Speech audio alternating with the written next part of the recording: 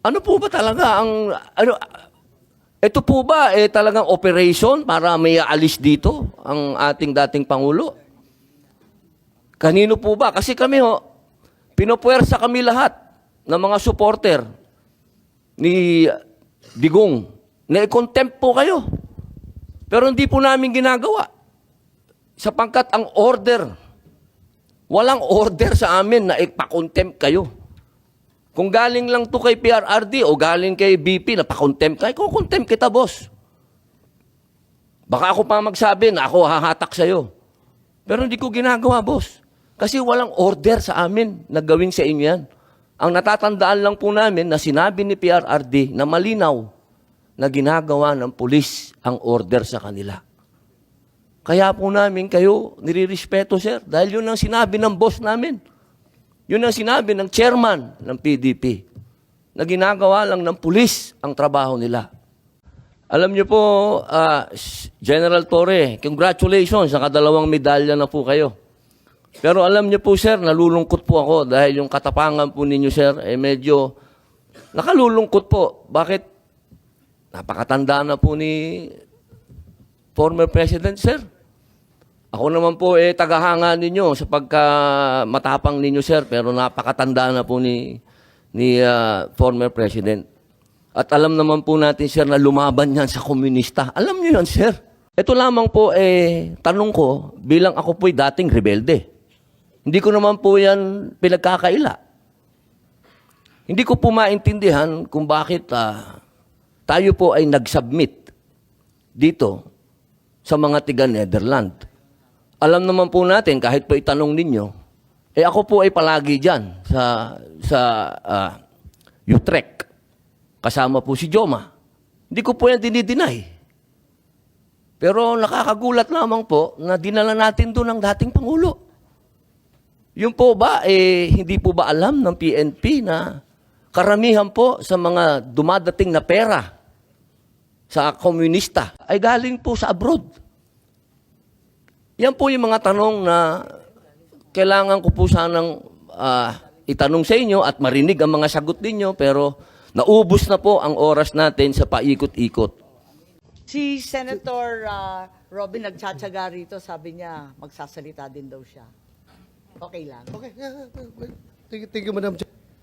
Maraming salamat po sa ating ginang tagapangulo at kay General Bato, Senator Bato.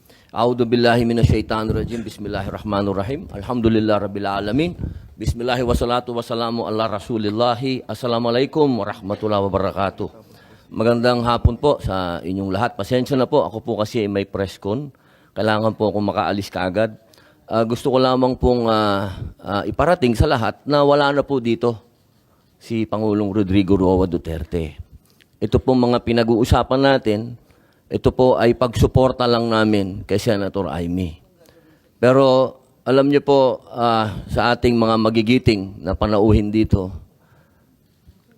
napaka-ironic lamang po na alam naman po natin lahat, batid natin lahat, nadadalawang pangulo lang po ang lumaban sa komunista. Una, si Ferdinand Marcos Sr. Ano po ang nangyari? Inalis natin sa bansa. Ang sumunod na lumaban po sa komunista ay si Pangulong Rodrigo Roa Duterte. Ang tanong ko lamang po sa PNP, hindi ko po kayo hinuhusgahan. Hindi po ba nyo tinanong man lang sa mga nag-uutos po sa inyo kung bakit natin dadalhin sa The Hague ang ating dating Pangulo, na alam naman po natin na buhay ang Communist Party sa Netherlands. Alam naman po natin na hinihingi natin dati na i-transport dito si Joma Sison, dalhin dito sa Pilipinas. Pero nagkabaliktad po, ang tinransport natin ay yung dating Pangulo natin na lumaban sa komunista. Ito lamang po, tanong ko, bilang ako po'y dating rebelde. Hindi ko naman po yan pinagkakaila. Hindi ko po maintindihan kung bakit tayo po ay nag-submit dito sa mga tiga-Netherlands. Alam naman po natin, kahit po itanong ninyo, ako po ay palagi dyan sa Utrecht. Kasama po si Joma. Hindi ko po yan dinideny. Pero nakakagulat lamang po na dinala natin doon ang dating Pangulo. Yung po ba, hindi po ba alam ng PNP na karamihan po sa mga dumadating na pera sa komunista, sa mga terorista, ay galing po sa abroad? Yan po yung mga tanong na kailangan ko po sanang itanong sa inyo at marinig ang mga sagot ninyo, pero naubos na po ang oras natin sa paikot-ikot. Ako po ay gusto ko pong iparating sa inyo ang kalungkutang napakalalim. Sapagkat sama-sama po tayong lumaban. Gusto po natin ng law and order sa ating bansa.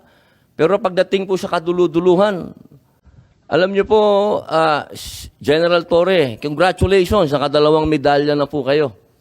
Pero alam niyo po, sir, nalulungkot po ako dahil yung katapangan po ninyo, sir, medyo nakalulungkot po. Bakit? Napakatanda na po ni former President, sir. Ako naman po, tagahanga ninyo sa pagkamatapang ninyo, sir, pero napakatanda na po ni former President. At alam naman po natin, sir, na lumaban yan sa komunista. Alam niyo yan, sir. Sana naging konting, ano lang po tayo ba? Binigyan naman natin ng konting, kung paano natin tinitingnan yung mga medalya nyo, hindi lang nalagyan ng medalya si Presidente, pero kung sa medalya mag-uusapan, tinulungan niya tayo laban sa mga terorista. Yun lamang po, sir, sana napakasakit isipin. Ito pong bagay na ito, parang pati itong ambassador natin. Ano po ba talaga ang, ito po ba talagang operation para may aalis dito ang ating dating Pangulo? Kanino po ba? Kasi kami pinopuwersa kami lahat ng mga supporter ni Digong na i-contempt po kayo. Pero hindi po namin ginagawa. Sapagkat ang order, walang order sa amin na ipa-contempt kayo. Kung galing lang to kay PRRD o galing kay BP na pa-contempt kayo, kukontempt kita, boss. Baka ako pa magsabi na ako hahatak sa'yo. Pero hindi ko ginagawa, boss. Kasi walang order sa amin na gawin sa inyo yan. Ang natatandaan lang po namin na sinabi ni PRRD na malinaw na ginagawa ng pulis ang order sa kanila. Kaya po namin kayo nirirespeto, sir, dahil yun ang sinabi ng boss namin. Yun ang sinabi ng chairman ng PDP na ginagawa lang ng pulis ang trabaho nila. Pero sana naman, sir, isipin din natin kung anong itinanim ni PRRD sa bansang ito. Nilabanan natin ng komunista. Talaga bang yan ba talaga ang kapalaran ng mga presidenteng lumalaban sa komunista? Isang in-exile, isang sinurrender? Ano ba po talaga itong bansa natin? Tayo po ba'y demokratiko talaga? Tayo po ba'y under control ng komunista? Yun lamang po. Maraming salamat po sa inyong lahat. Magandang hapon. Salamat po. Maraming salamat, Senator Robin Hood Padilla. At mabalik tayo dito sa obstruction of justice na hindi namin maintindihan. Pagkat yung paglalagay nga ng upuan, parang hindi naman yun sapat para sa Section 1 ng PD 1829. Ang liwa-liwanag, nakalista ron kung paano. So, parang wala namang basehan para arestuhin si E.S. Medialdea. It's just blocking you. Sabi mo, palibasa malaking tao, naglagay ng upuan. Ganun ba yun? Yes, General Torre. Yun na yun. Talagang, yun na yung base mo. Ma'am, he has been doing that for the past 10 hours, preventing us from physically taking custody of the president, of the former president. So, Physically? Kasi nakita Yes, ma'am. naman namin tsaka lang tumayo tapos kumuha ng upuan. So, did you actually arrest E.S. Medialdea in order to threaten or coerce PRRD to get on the plane? I Nananakot threatened, po kayo or baka naman kayo ang nananakot, hindi naman the si word E.S. threatened may not be Medialdea. appropriate at this time, ma'am. I just arrested E.S. Medialdea based on the facts that I see at that time, which is obstruction of justice. Sa anong paraan na hinahadlangan ni E.S. Medialdea yung proseso? Kasi hindi ko maintindihan, hindi ko talaga makita. He is physically restraining us from taking custody with the I don't president. see him touching you. Wala dyan sa video, hindi ka naman hinahawakan. Nasa gitna siya, ma'am, namin. He is Ang placing dami-dami himself. naman ninyo, kayang-kaya ninyong paligiran yung tao eh.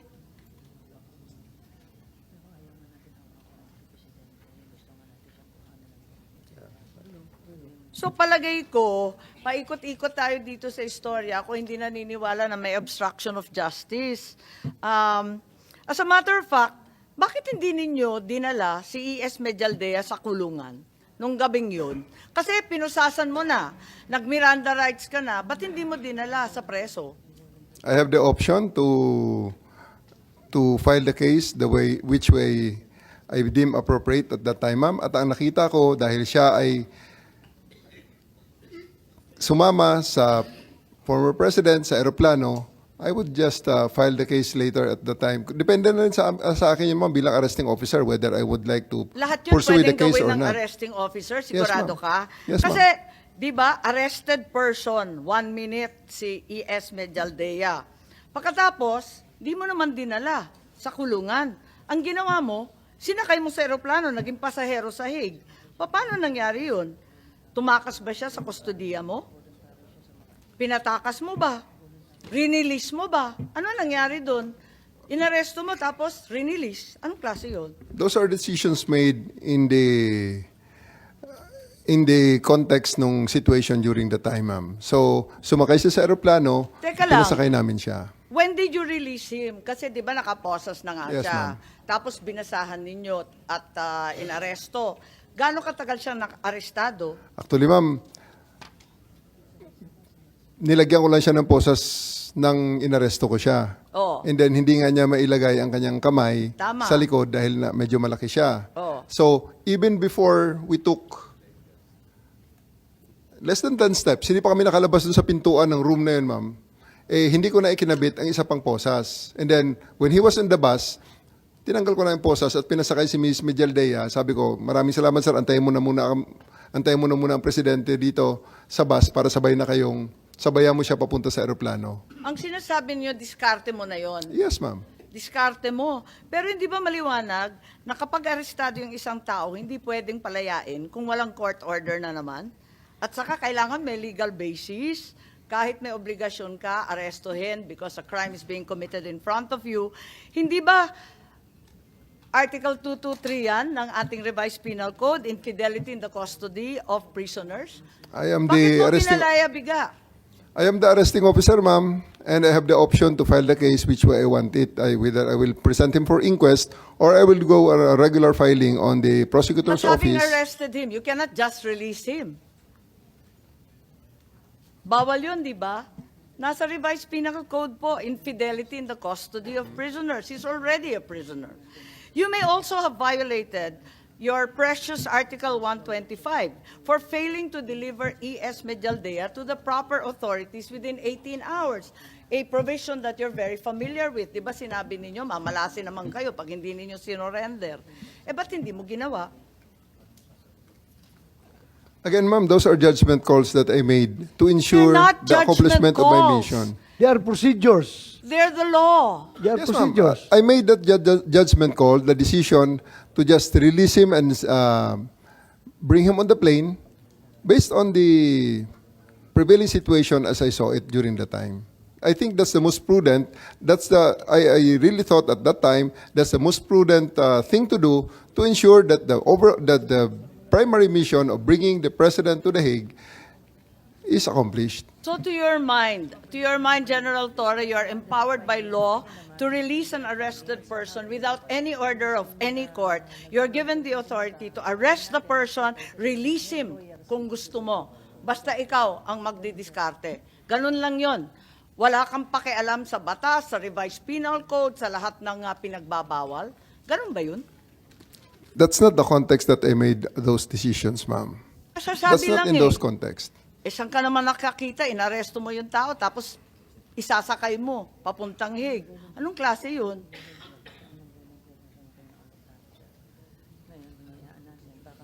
Nandito pa ba si Attorney Delgra? online. I'm here. Andito pa pala si Attorney Delgra. Sige, tatanong ko lang, kasi nakita namin yung video, pakita lang yung video, kung saan kinakaladkad si Attorney Delgra ni General Torre. General Torre, gumamit ka ba ng dahas laban sa sinuman na nandun sa Villamor? Kasi nakita namin nagkakaladkad ka eh. Ayun, kanina pa eh. Hindi naman dapat, ilan ang hinuli ngayong araw na ito, sir? Sa iba-ibang mga krimen. Ilan ang binigyan ng ganitong... Kasi nandito kayo lahat eh. Nag-iisang tao. Ilan ang binigyan ng ganitong tao. Dami krimen sa labas. Sa loob kayo. Sir, hindi ko humingi ng floor. Just invoke Article 59. Bakit hindi yan magawa-gawa? That's precisely the point that I'm saying. Ano siya lang pero please na, bawal hawakan. Ano yan? Hindi rin Bawal hawakan! Bawal hawakan. Pwede ko na lang. Bawal The right to counsel is something that has to be observed and respected. Please, kasi nga, lawyer. Huwag na tayo. Basta kami. Lawyer, pag hawakan. Basta kami. Wag mo hawakan. Wag mo Total. Attorney, please man. hawakan. Wag mo hawakan. Time lang eh. Time lang. Kayo mga su... Wag mo hawakan. General Torre, anong masasabi ninyo dito? Hindi ba yung pagtanggal ng upuan at pagkaladkad, paggagamit ng dahas? Si Ma'am, Attorney Delgra ba, tinakot ka ba? Nagbanta ba sa'yo o sa fellow officers mo? Physically, he was hindering you na naman from bringing PRRD to the plane. Bakit ninyo ginawa yan? Ma'am, thank you very much for again showing that video for us, for giving us a chance to clarify the context of that video. Yan nga ma'am, kitang-kita naman natin kung hindi natin ginawa yon. Sasama ba ng kusa si President Duterte na sasakay sa eroplano? Kung hindi natin i-escalate ang ating Ang mga... sinasabi niyo, General ating- Torre, gawain at tamang gawain ng kapulisan ang magbanta, kaladkarin at gumamit ng dahas sa sino mang iaarestuhin nila? Ma'am, may time na nga inaaresto natin, tinututukan pa natin ng baril eh. So, that is Eto. in the force continuum. Kaya okay to. Ibig sabihin, ma'am, presence lang natin, kausapin lang natin, that's the first step, okay yan. Hindi nag-comply, lalabas tayo ng non-lethal weapon. Hindi pa rin nag-comply, we escalate on the other tactics that is deemed necessary and allowed by law na gamitin Allowed by natin. law? Sigurado ka ba? Yes, ma'am. Talaga? That is part allowed by law and by regulations, the appropriate measures to ensure that the person is taken into physical custody. Teka muna, hindi Reasonable mo naman necessity, ma'am. inaaresto si Attorney Delgra. Ano ba yung sinasabi mo? Ma'am, Hindi naman si Attorney Delgra inaaresto eh. inaalis ko siya actually, ma'am. Bakit si Delgra pinag-iinitan mo at pinagbuhatan ng kamay, kinaladkad kung sa website? Actually, ma'am, inaalis ko na siya so that other people can actually ask the president to stand up Pero and go tinakot to the mo siya eh. plane. Hinila-hila mo eh. Yes, ma'am. Because hindi naman siya aalis kung hindi natin gagawin sa kanya yon. Tinakot ba ninyo, Attorney Delgra? Naging May Madam President. Madam Chair. Yes, Attorney Delgra, nandiyan pa kayo? Apo, I've been listening to the answers of General Torre. Mali ata yung context na sinasabi niya. If I may. Yes, please proceed, Attorney Delgra. Hindi naman kayo Thank you, inaaresto. Madam Bakit kayo binantaan? Bakit kayo kinaladkad? Hindi namin maintindihan. Tama po, Madam Chair. Pati po ako, hindi ko rin maintindihan kung bakit ginawa ni General Torre sa akin yun. No? But what we have been saying, si E.S. Mildaldea, pati po ako, nandun sa tabi ng dating Pangulo, ina-advise po namin siya as our counsel to invoke what the legal remedies available to him. Yung pong una, yung sinasabi ko na rin dito sa video, yung Article 59 ng Rome Statute, na kailangan siyang dalhin doon sa competent judicial authority ng custodial state. And the former president understood it very well. And that's the reason why he keeps on telling General Torre na dalhin siya sa korte. Pangalawa, which General Torre has not amplified a bit. Earlier, as mentioned, the doctor was able to get in And the doctor herself said that there is a medical emergency na kailangan i-admit ang dating Pangulo sa hospital. And we have said that a number of times, me personally, to General Torre, and he has repeatedly denied the request. Yun po ang katotohanan dyan patungkol doon sa rights ng dating Pangulo that he be brought to the hospital for a medical emergency. At one time, we even have an exchange with General Torre, and I hope he will admit this before the committee. I asked him na may medical emergency and he was asking for a medical abstract. Sabi ko, we don't have a medical abstract because the situation is fluid. We just learn about it now. You want to talk to the doctor? He doesn't want to talk to the doctor who was already there examining the former president. And that's how it happened. As it turned out, we knew all along that he will never be taken out of Villamor except into the plane and onto the Hague. Yun talaga ang plano. And he has in fact admitted it already in the interviews and before the Senate committee. Thank you, Madam Chair. Thank you very much, General Torre. May isasagot po ba kayo dyan? Dahil eto nga, nagbanta ba si Attorney Delgra sa inyo o sa mga opisyal ninyo? Was he physically hindering you from bringing PRRD to the plane? Was he committing a crime? Yes, General Torre. Bakit siya kinaladkad? Hindi namin maintindihan. As Attorney Delga has himself admitted, sinasabi niya may medical emergency, may mga opinion ng doctors niya, which is contrary to the opinion of our doctors. And I think we can put that to rest already na walang medical emergency because the President himself, before he landed on the plane, made a video, sent to her daughter, posted on the internet, saying that he's okay. So, I think talagang ngayon, Hindi ang nasubstantiate pasyente natin, nagsasabi noon ng doktor ko. nasubstantiate- Na personal choice, by the way. nasubstantiate Hindi natin, yung, ma'am, army doctor. na wala nga talagang medical emergency.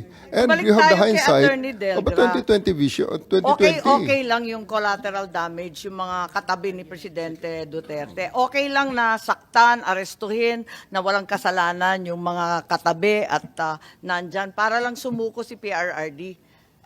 Ma'am, I do believe that everything that I did during the time are all within the ambit of the law. Kung ngayon, kung may mga taong gusto magreklamo at ireklamo ako, I can answer them on the proper forum if they file the appropriate charges in court. Thank you, ma'am. Yes, Attorney Delgra, did you think you were going to be the next to be arrested? Ang sinabi Yes, ninyo Madam kasi Chair. After, ang sinabi ni General Torre nung nakaraang hearing, nung first hearing, you are going to arrest Attorney Delgra. Tama po?